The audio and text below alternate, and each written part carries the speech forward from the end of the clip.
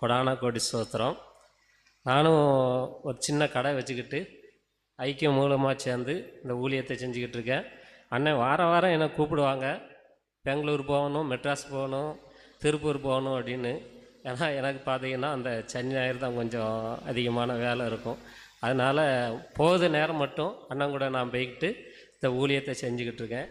மெட்ராஸுக்கு போகும்போதெல்லாம், மெட்ராஸு திருப்பூரெல்லாம் போகும்போது இந்த வாலிப பையங்க பிள்ளைகளெல்லாம் பார்க்கும்போது எனக்கு ரொம்ப அதிசயமாக இருக்குது. அவங்களுடைய சிவமனுதல், சாட்சி இதெல்லாம் சொல்லும்போது எனக்கு பெரிய பூஸ்டராக இருக்குது. அதை வச்சே எனக்கு ஒரு 3 மாதம் அங்கே ஓடிடுது. உற்சாகமாக நான் வீட்டில் ஜெபிக்கிறதுக்கும் கடையில் அந்த வேத வாசிப்பை வாசிக்கிறதுக்கும் எனக்கு ரொம்ப உற்சாகமாக இருக்குது. நம்மளாம் இந்த வாலிய நாட்களில் இப்படியெல்லாம் விட்டுட்டோமே, இப்போ மட்டும் இந்த 47 48 வயசில் தூரம் இப்போ தானே நம்ம ஆரம்பிக்கும் அப்படின்ட்டு. அந்த வாலிப நாட்களில் இருந்தோம்னா இப்போ நான் சார மாதிரி அண்ணனை மாதிரியெல்லாம் ஒரு ஜெபம் இதுக்குள்ளே வந்திருப்பேன். இருந்த போதெல்லாம் கடவுள் சுத்தமான என்னை நடத்திக்கிட்டு இருக்காரு.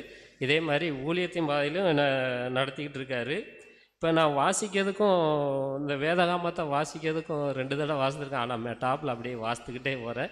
ஆனால் ஊன்றி வாசிக்கிறதுக்கு ஆண்டவர் இன்னும் அந்த ஜெபத்தின் மூலமாகத்தான் என்னை இன்னும் அனுக்கிரகம் பண்ணணும்னு நான் வேண்டிக்கிட்டு இருக்கேன்.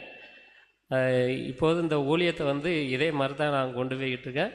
கடவுளுக்கு சித்தமான இன்னும் அதிக நாட்களில் இதுக்கே நான் விடை கொடுத்துட்டு